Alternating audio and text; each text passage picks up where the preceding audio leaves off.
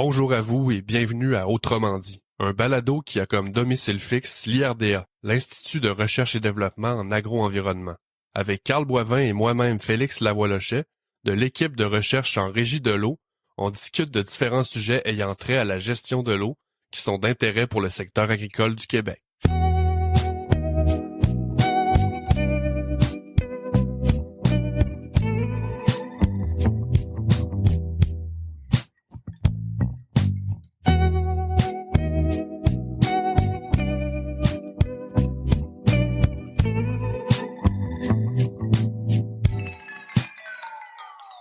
Bonjour tout le monde, bienvenue à Autrement dit. Cette semaine, on discute une fois de plus du projet PAD, mais plus particulièrement du volet avec les producteurs de légumes de transformation. La dernière fois qu'on en a parlé, on recevait Pierre Moni de Norterra. Cette semaine, on reçoit plutôt Sylvain Tarte, qui est producteur, lui, de légumes de transformation. Donc, on trouvait ça intéressant là, d'avoir un peu l'envers de la médaille. Mais avant de recevoir Sylvain, j'invite mon co-animateur pour l'épisode à se joindre à la discussion. Salut Paul, comment ça va? Salut Félix, ça va super bien, merci. Super, sans plus tarder, j'inviterai notre invité à se joindre à la discussion à son tour. Fait que Sylvain, salut, comment ça va? Salut les gars, ça va bien vous autres? Ça va très bien, merci. Ben ouais, merci, salut Sylvain. Sylvain, autrement dit, on aime bien ça, savoir à qui on a affaire. Donc, peux-tu nous présenter là en quelques minutes ton entreprise, son histoire, un peu tout ça là? Ouais, ben écoute, on est une entreprise spécialisée dans la pomme de terre qui a une petite annexe avec du haricot. Je te dirais que, écoute, je suis pas capable de te dire du début quand ça a commencé, mais mon père, il a racheté son père en 1967. Il faisait des fraises, des patates, de l'orge, de l'avoine, ainsi de suite. Puis je te dirais qu'au tournant des années 2000, on s'est vraiment spécialisé dans la pomme de terre. On en fait, cette année, on a 680 acres en pomme de terre, 110 acres en haricots, puis j'ai 50 acres en maïs grain. Ça ressemble un petit peu à ça. Puis si on voit plus spécifiquement, parce que je sais que ça touche vraiment à l'irrigation. Mon père m'a fait une petite feuille ici, là. Ils ont commencé à irriguer en 1958. Ah ouais, hein, quand même. Fait que ça fait partie de notre ADN, l'irrigation. On connaît ça, je te dirais pas sur le bout de nos doigts, mais tu sais, on a vu passer des façons de faire, du monde, des spécialistes, c'est ça. Fait que en 58, il louait son système d'irrigation. 62, il s'équipait pour son premier moteur avec des sprinklers. Puis je te dirais qu'en 2024, on est rendu à 3 pivots, des enrouleurs, des sprinklers, des canons, parce qu'on n'abandonne pas la bonne vieille technologie, ça coûte assez cher. Puis tu sais, ça l'irrigue pareil, là. Fait que quand ça a besoin d'eau, ben on essaie d'être couvert. Tu sais, je te dirais que notre ferme est peut-être couverte à 90%. Là. Fait que c'est ça. C'est un peu l'historique de la ferme, là. Ok, cool. Écoute, tu nous as parlé de ta ferme, t'as comme frôlé le sujet de l'irrigation aussi en même temps. Tu pourrais-tu juste nous spécifier ta ferme est localisée où? Puis c'est quoi tes genres de type de sol que t'as à gérer? On est à Lanoraie, ben c'est jonction Lanoraie Berthierville, mais la ferme en tant que bureau chef est vraiment à Lanoraie. Nos types de sol, on passe du sable à peut-être à 40%, à des terres noires, des loams, des argiles. On a un peu toutes sortes de sols. On est vraiment, Ok, je savais pas. On est vraiment limite avec le fleuve. C'est ça. Mais tu sais, si on creuse, mettons, 18 pouces, notre premier 18 pouces de terre arabe, après ça, on tombe dans le sable. OK. Bon, super. C'est une information qui est quand même intéressante à savoir, là, pour savoir on va y revenir un peu plus tard tantôt, mais tu sais, tes défis puis ta manière de gérer l'irrigation. Puis en fait, par rapport à la gestion de l'irrigation, si je te donne des petites questions un peu plus précises, là, c'est quoi ta marche à suivre? Comment tu te dis, OK, là, aujourd'hui, il faut que j'irrigue mes cultures, comment tu te dis, c'est quoi la quantité d'eau qu'il faut que j'applique sur mes passages d'irrigation? T'as-tu des outils? T'as-tu des manières de faire? Parle-moi un petit peu de cet aspect-là, s'il te plaît. Ouais, c'est une bonne question. Je te dirais qu'il y a plusieurs facteurs qui rentrent en ligne de compte. En partant dans la pomme de terre, on parle de variété. Ton type de sol, ta météo future, ta météo passée, C'est ça, mais je sais pas, c'est peut-être l'expérience puis la variété, tu sais, j'ai des variétés là, tu sais, qu'est-ce que je vais sortir d'hâtif? Ben tu sais, je vais commencer à irriguer tôt pour le développement racinaire, pour tu sais juste faire fonctionner les herbicides, des développements, la canopie de la plante. Pour, je te dis, il y a tellement de facteurs qui rentrent en ligne de compte que tu sais, c'est un peu l'expérience puis le mélange de tout qui fait en sorte que bon ben aujourd'hui on décide d'irriguer. Mais je te dirais que tu sais l'irrigation là, la journée que je pèse sur le piton on, ben j'ai commencé le 15 de mai à préparer mes pivots, mettre mes suctions dans la rivière, dans les lacs et compagnie là, tu sais c'est pas genre OK, aujourd'hui je pars l'irrigation, il y a trop d'étapes à faire de vérification de système, c'est la même affaire, tu sais mes pivots, je travaille avec Riego. Riego, souvent j'ai un technicien qui va venir juste faire une analyse de OK, ton pivot va bien aller ou il y a quelques petites vérifications sur certains points qui pour que ça aille le mieux, tu sais. Tu sais, les moteurs d'irrigation présentement, on est en train de desserrer parce que la saison est quand même pas mal finie, mais tu sais là, on change les changements d'huile sont faits, fait que tu sais l'année prochaine on va être déjà prêt à repaiser sur le piton puis décoller là. Fait que Ouais. Fait que je comprends que le gros de ta gestion, c'est beaucoup sur ton expertise, sur ton expérience, puis tu sais, tu parles de ton entreprise avec ton père, puis tu sais, ça débute depuis longtemps, fait que j'imagine il y a une grande valeur tu sais, d'expérience, puis avec vos sols et tout, tu connais ton site là.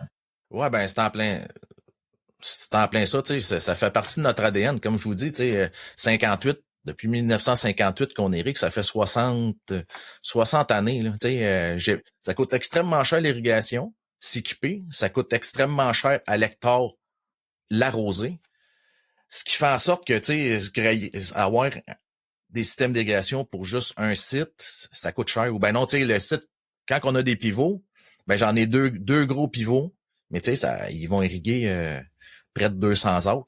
Tu sais, puis j'ai un pivot déplaçable, lui, c'est la même affaire. On fait 85 acres une année, on le déplace, on fait un autre 85 acres. Fait que tu sais, ça fait qu'on est capable de rentabiliser nos équipements. Puis tu sais, le restant, ben c'est tout à l'enrouleur, ou ben non, on va compléter avec des lignes de canon, des lignes de sprinkler. Oui, l'expérience, je te dirais l'expérience, les variétés. Puis tu sais, à chaque fois qu'on va reprendre un type de sol, ben ouais, là, cette variété-là a besoin de beaucoup d'eau. Fait que des fois, on va prendre cette variété-là, on va mettre dans ce type de sol-là avec un pivot parce qu'elle a besoin de beaucoup d'eau. Mais là, on va prendre une autre variété que, elle est moins sensible à la sécheresse. Puis c'est tout ça. Puis tu sais, j'essaie d'inculquer ça à mes enfants. Que tu sais, j'ai 2 gars qui sont en technique agricole. Ça, c'est long, c'est un long processus. Mais mon père, quand j'ai commencé, il m'a mis à 9 ans dans le champ. Bon, ben écoute, on va changer des canons à toutes les 2 heures. Puis là, tu sais, si tu vois comment ça marche, là. Puis tu sais, j'ai pas, tu sais, comme je te dis, les tensiomètres, j'aime pas tant la lecture de ça. Mais tu sais, les stations météo, je me sers de ça tous les jours, là. Tu sais, je me lève le matin, je pense que c'est la première affaire que je fais. Tu sais, je vais regarder la météo. Qu'est-ce qu'il annonce dans les prochains jours? Qu'est-ce qui a tombé comme précipitation? Puis, une affaire qu'on aime beaucoup des pivots, c'est de mettre, t'as besoin de 8 mm. Selon l'évaluation qu'on en fait, ben, on met 8 mm ou 10 mm. Puis, tu sais, il y a d'autres affaires qui rentrent en ligne de compte. Tu sais, les rivières, leur débit, les lacs, les niveaux. On va, tu sais, mettons, mon niveau de lac, il est vraiment bas. Tu sais, on va peut-être faire un 5 mm. Mais on reviendra dans 2 jours, on fera un autre 5 mm parce qu'on n'a pas beaucoup d'eau. Tu sais, les rivières, c'est la même affaire. On a une gestion... Ben, parlons-en justement, Sylvain. J'aimerais ça savoir, en as-tu des contraintes ou des défis là, par rapport à ton approvisionnement en eau? Est-ce que tu as observé des changements aussi au cours des dernières années? Tu sais, autrement dit, est-ce que c'est un enjeu sur ta ferme, l'approvisionnement en eau? C'est sûr que ça va être un défi. Ça va être un défi, l'eau, mais autant le surplus que le manque. Qu'est-ce que je remarque depuis plusieurs années, puis tu sais, on en jase souvent avec mon père, tu sais, tu sais, là, quelques années, notre record absolu était de 45 jours d'irrigation continue.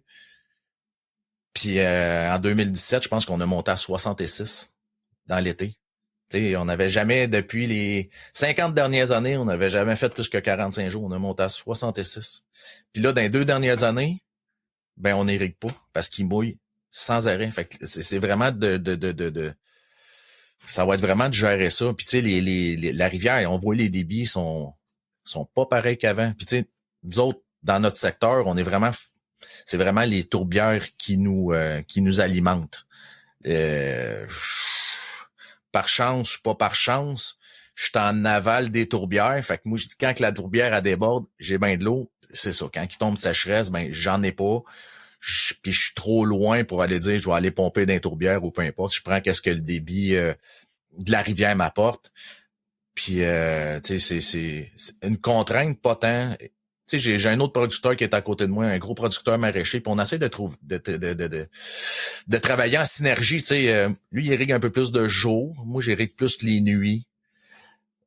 Fait qu'on travaille comme ça pour essayer de rentabiliser nos deux entreprises. Fait que les défis, je pense que ça va être, c'est ça va être de gérer les grosses variations de température, tu sais, du 40 degrés, là, on n'est pas habitué à ça non plus, là.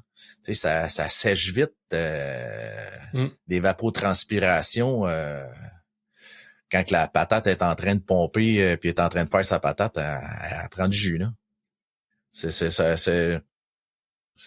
va être, tu sais, c'est pour plus tard, tu sais, on va-tu être obligé de, tu sais, qu'est-ce qui tombe? C'est d'essayer de le garder, pas de le renvoyer au fleuve. Tu sais, ça va-tu être ça te faire des bassins temps? Je sais pas. Je sais pas où est-ce qu'on s'en va. Mais ça va être d'essayer de conserver notre eau. Tu sais, en Floride, là, ils ont des méga bassins. Ils mouillent, ils tombent 2 pieds d'eau. Ils la pompent d'un bassin. Puis après ça, ils tombent en sécheresse. Ils la remettent d'un canot, puis ils irriguent. Mais ça a un coût, là. Ça va être... Ben, tu sais, si je continue avec ce que je t'entends dire, tu sais, pour revenir un peu à la question de Félix, tu sais, à savoir si tu as des contraintes, si tu as des défis, on comprend que oui, en fait, avec la variabilité tu sais, climatique qui fait en sorte que des fois t'as de l'eau, des fois t'en as pas. Si je te ramène encore à, tu sais, les fameux tensiomètres qui sont dans ton garage ou quelque chose comme ça, admettons, je sais pas, admettons que tu t'assois avec quelqu'un qui t'explique exactement comment ça fonctionne, ce bidule-là, ou n'importe quel autre outil d'aide. Penses-tu que tu pourrais gagner une petite coche de plus par rapport à tes besoins en eau, par rapport à avoir un petit peu moins peur d'en manquer, ou dans ta tête, ça reste quelque chose d'un peu trop complexe ou de pas nécessairement applicable à ta réalité? Là. Ben, c'est pas tant la complexité. Moi, c'était tout le temps la lecture du tensiomètre. Tu sais, c'est genre, t'es correct, ta tension est bonne, est bonne, est bonne. Ouais. Oups, là, faut t'irriguer. Mais c'est parce que là, faut t'irriguer 500 autres. Mais là, moi, je peux couvrir peut-être 150 autres dans une même minute. Là. Fait que là, ça m'apporte à prendre des décisions pour plus tard. Fait que, tu sais, t'as mieux commencé peut-être un peu plus tôt, tu sais. Mais là, moi, je te parle de tensiomètre de là 10 ans. Peut-être bien que les tensiomètres ont changé leur façon de lire. J'ai aucune idée. Fait que, tu sais, mais je sais bien que quand je les ai eus, puis que je les ai encore, j'étais pas servi à mon goût. Là. Tu sais, puis je peux pas me suréquiper non plus. Là. On a trop de sacs. Si je reviens un peu avec les différents suivis qu'on a fait chez vous dans les 3 dernières années, mais comme on l'a compris, puis comme tu l'as mentionné aussi, là, les 2 dernières années, puis même cette année aussi, là, on a eu pas mal de pluie. Dans un projet d'irrigation, de gestion d'irrigation, c'est peut-être pas l'idéal quand on veut essayer de sortir des résultats ou des conclusions. Mais on a quand même fait des trucs chez vous. Puis tu sais, je t'ai parlé au niveau de la gestion d'irrigation, si tu avais des outils ou tout ça. On a fait un peu cet exercice-là cette année. Tu nous as proposé, mesurer vos trucs que vous avez à mesurer, nous autres à l'IRDA. Puis on t'a un peu calé des shots pour justement gérer l'irrigation. Est-ce que tu sais ça pas est-ce que ça a fait une différence, mais tu sais est-ce que ça concordait un peu à ta gestion de l'irrigation que tu aurais fait habituellement? Tu sais, on était-tu un peu en parallèle avec les décisions qu'on t'aurait fait prendre ou c'était complètement divergent là? Ça ressemblait à quoi un peu? Pas du tout. On était plutôt, je te dirais, à 24 heures près d'une irrigation, là. Okay. Que ça soit de notre bord ou que ça soit de votre bord. C'était vraiment, là, tu sais, quand vous m'avez écrit ou ben non, tu sais, j'avais pris des fois, je prenais la décision d'irriguer une journée avant que je reçoive le message texte. Ouais, non, Sylvain, il règle le dimanche, mais on est le vendredi parce que selon la météo, je pense que c'était Jérémy qui m'avait écrit ça, selon la météo, il annonce bien chaud fin de semaine, t'es régleras dimanche. Mais tu sais, moi, mon pivot, il était, tu sais, j'avais du maïs grain, j'avais des patates, j'avais des haricots. Là, j'étais rendu dans ce secteur-là. C'est sûr que je vais passer dans ce secteur-là, puis mais on s'entend qu'on fallait faire une irrigation, là. Fait que, tu sais, on l'a juste devancé. Puis je pense pas que la plante s'en est sentie mal pour autant. C'est sûr que la difficulté qu'on a eue cette année, c'est la perte d'azote qu'on a eue. T'sais, oui, on a irrigué un petit peu, mais le surplus de pluie a fait en sorte que c'est difficile de quantifier les rendements. Je te dirais que dans l'haricot, c'était une bonne catastrophe de rendement, là. Ouais. Ouais, il y a eu beaucoup de pluie par rapport à ça, là. Puis qu'est-ce que j'ai aimé de votre analyse aussi, tu sais, vous avez fait l'analyse du pivot, voir comment qu'il allait, tu sais, on voit qu'on avait quelques problématiques. En plus, vous étiez dans un secteur, là, je suis tombé en sécurité. Ça allait, c'était pas parfait, mais tu vois que ce pivot-là en particulier, tu sais, on a du travail à faire pour le mettre optimum, là. Ben c'est ça. En fait, parlons-en un peu de ça dans ce projet-là. En fait, on était amené à poser des diagnostics de système d'irrigation, de performance de système d'irrigation. On en a fait un il y a 2 ans dans un autre champ là, où est-ce qu'il y avait encore des haricots. C'était un pivot. Puis on a eu des super de bons résultats. De mémoire, je pense qu'on avait un coefficient de distribution de 0.8. Là. En fait, le maximum, c'est 1 qu'on peut avoir. Fait que pour 0.8, c'est relativement bien. Là, cette année, on en a fait un dans le champ où le dispositif était installé. Un petit peu plus compliqué comme tu l'as vu aussi. On a eu un résultat un peu moins intéressant, 0.6. On a vu quelques petits pépins aussi. Est-ce que toi, tu te vois-tu reprendre un peu l'espèce de fiche résumée, puis aller voir justement avec ton fournisseur, OK, ben dire, regardez, on a eu tel résultat, on pourrait peut-être faire telle modification, ou juste surveiller ton pivot. C'est-tu quelque chose que tu risques de réutiliser? Qu'est-ce qu'on t'a envoyé? Tu sais, ça a-tu une certaine utilité pour toi, en fait? Ben, tu sais, moi, Paul, là, pour vrai, tu sais, il tombe en sécurité, je le reçois sur mon téléphone, mais tu sais, je pensais pas qu'on aurait peut-être autant de variantes que ça. Puis c'est sûr que, tu sais, avec Otech puis Mathieu Ricard, qui est un... Tu sais, c'est des gars qui vraiment sont sur la coche. Fait que, tu sais, habituellement, là, puis tu sais, il me dit souvent, tu sais, il dit, t'en as 3 de notre compagnie, il dit, c'est peut-être ton pivot un peu plus qui est difficile.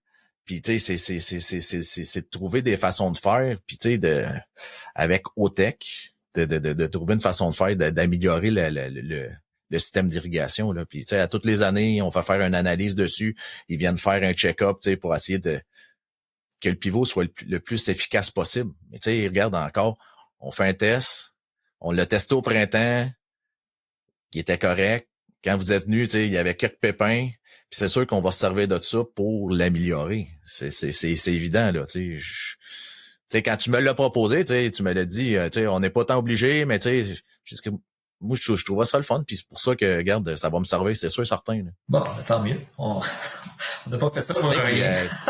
Non, mais tu sais, puis j'ai trouvé ça pas pire aussi, votre petit capteur là que vous avez mis là, qui calculait le débit du pivot là. Ouais, ça c'était quand même intéressant. Ça, on t'a mis les résultats de ça dans la petite fiche résumée. Ouais, on parle d'un compteur d'eau en fait là, qui est non intrusif, là, qu'on est capable d'installer sur pas mal n'importe quel type de conduite. Puis ça fonctionne relativement bien. C'est plus mes collègues là, Antoine et Jérémy qui ont travaillé avec, de ce que j'en comprends.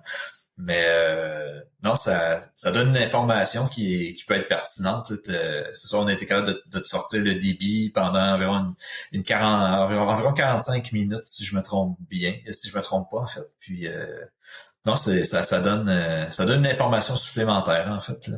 Ouais. Non, puis je trouvais ça intéressant parce que t'as pas de quincaillerie, tu sais, à modifier pour pouvoir mettre un compteur ou quelque chose de genre, tu sais.